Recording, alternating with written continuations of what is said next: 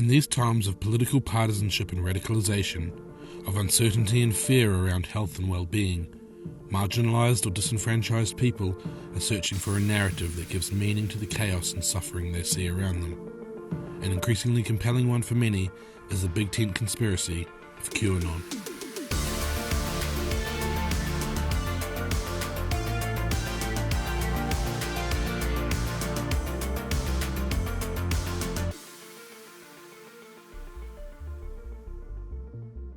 QAnon.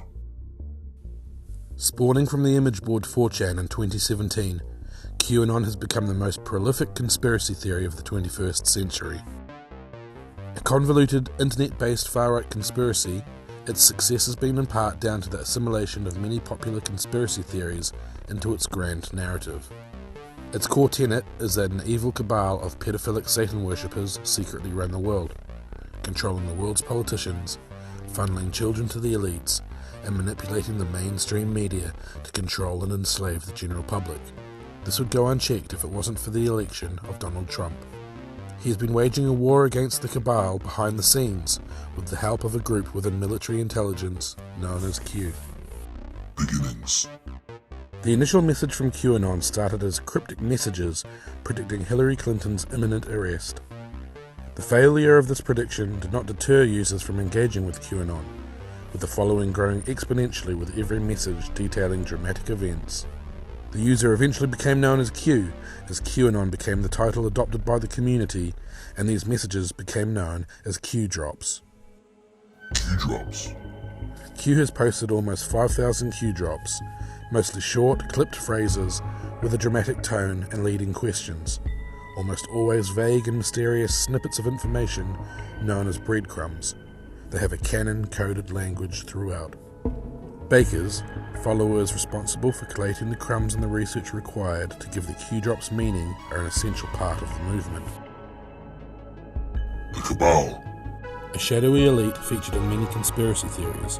The Cabal is a worldwide sex trafficking ring, sacrificing children to harvest a substance called adrenochrome, to get high and remain young. Faces of the Cabal are usually the Rothschilds, George Soros, and the Saudi royal family, and they are supported by people tricked by their lies or beholden to them through threats and blackmail. The Cabal is bipartisan, seemingly anyone with money and power are connected, except Donald Trump. Well, I don't know much about the movement other than I understand they like me very much, which I appreciate. The Storm. During a meeting of military leaders and their spouses, Donald Trump offered to reporters, "You guys know what this represents? It's the calm before the storm. What's the storm?" QAnon jumped on this phrase and attached it to their narrative of a global mass arrest event in the near future. The storm narrative often includes the public execution of the Cabal and those who assisted them. The Great Awakening. A spiritual and cultural revival. After the storm, the world seeks to understand what has happened and come to QAnon for answers. The Great Awakening is characterized as a mass realization, a mass red-pilling, which will usher in a great new age of prosperity, peace, good health, and togetherness. Suppressed technologies and cures to diseases will be released. This is the utopia they are struggling towards. Evangelical Christians. Baked into evangelicalism is the desire for the end of the world.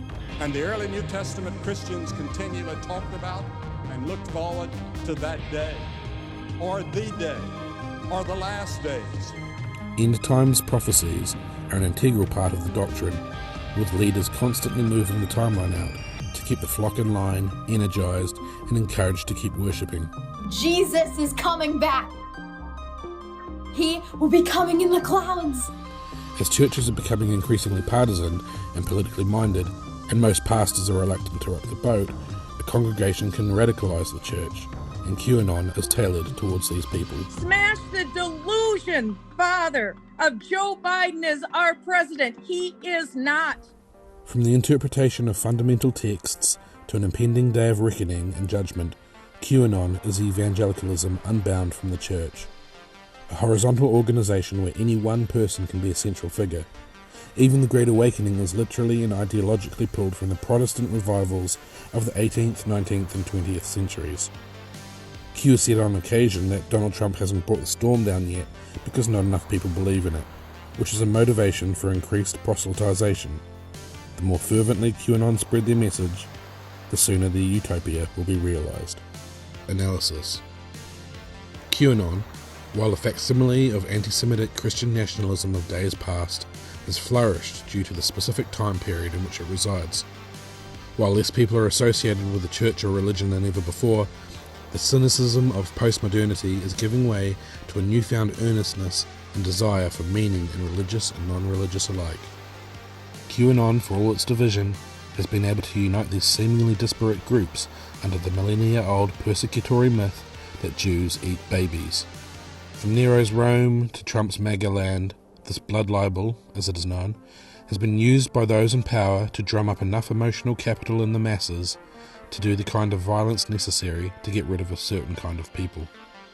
With the power that the religious right have in American politics, QAnon has been a fantastic canvassing power, able to engage non-religious but socially and fiscally conservative believers into becoming political agents. Under the banner Save the Children, QAnon has succeeded in using the worst thing imaginable as an accusation against not only its political opponents but its ideological ones as well. White supremacists have been recorded as promoting and celebrating within their ranks the infiltration of QAnon message boards, spreading anti-Semitic and white supremacist doctrine within the Q community. The majority of QAnon and those in its orbit of misinformation probably aren't aware of any of this stuff. They're not racist, they just don't want anything bad to happen to kids. The style of propaganda has evolved to cater to the spectrum of potential followers, from the gun-toting, jackbooted survival fetishists to the sage-burning butthole tanners of pastel QAnon. There's a version of Q to fit most. The process of followers decoding the secrets within Q drops is like an improv game, where Q influences vie to form a narrative which will become viral within the community. This kind of decentralized storytelling and focus on doing one's own research has a multi-pronged potency. Firstly, it assumes neutrality while understanding the algorithmic capacity for radicalization. Sending someone on the hunt for knowledge equipped with particular keywords will send them down a rabbit hole of increasingly biased sources and circular reasoning. Secondly, it places the potential believer on the front lines of the drama. The intoxicating allure of solving clues and holding knowledge kept from others, the sense of power and importance gained by believing you are on the right side of history and that your proselytizing will put you in good standing when the God Emperor metes out justice, are the addictive qualities of QAnon which see its followers salivating over every crumb Q leaves behind. Update from the trenches. Keep red pilling. Keep going, because it worked. It's working. It's beautiful. As with evangelical end times prophecies, false predictions are ignored and real-life events are retroactively discovered within past Q drops. QAnon utilizes thought-terminating cliches to retain integrity and authority. This is a characteristic of totalitarian or cultist systems. Followers are conditioned to employ phrases like, "Trust the plan," "The future proves the past," "Where we go one, we go all," or "fake news," when confronted with contrary information in order to short-circuit doubt and reinforce the lie. This is just one of many criteria of thought reform which QAnon fills. Conclusion. QAnon is a postmodern cult. Self-aware and meta at its core, it relies on the earnest concerns of disenfranchised people to spread the messages of those who can control its narrative. Its power is its decentralized structure, able to recruit everyone as a potential hero of the narrative, while those forming the narrative and agenda remain ambiguous and opaque. The paradox of anonymous online thought reformers radicalizing hundreds of thousands in a global movement against a shadowy group pulling strings behind the curtains is not lost on some QAnon detractors. While some could say there has been a benefit in QAnon for many, finding a community, a purpose, becoming politically vocal, if not meaningfully active, the totalitarian nature of the movement renders it a pathogenic one. The word cult needs to be re-examined in the post-postmodern era. We're all in cults. That's culture. We're cultivated by the families, groups and systems we exist within. A cult is just a culture conditioning practice. You can't have no cults. We're social animals. We benefit from being part of a vulnerable community, relying on others and having them rely on us. So, are we in good cults or bad cults? Are we required to leave our reasoning and inquisitive mind at the door so the cult can think for us? Or are we distorted into the rigid, unwavering image of the cult? Are we encouraged to realise our potential and given the support and agency to figure out what that is for ourselves? What does QAnon ask of us? What is one expected to give to Q, and what do they receive in return? Matthew 7 proclaims, "Beware of the false prophets who come to you in sheep's clothing, but inwardly are ravenous wolves. You will know them by their fruits. Every good tree bears good fruit, but a bad tree bears bad fruit. Every good tree cannot bear bad fruit, nor can a bad tree bear good fruit. Every tree that does not bear good fruit is cut down and thrown into the fire. Therefore, by their fruits you will know them." Sinister acts are committed by those in power in clandestine manners.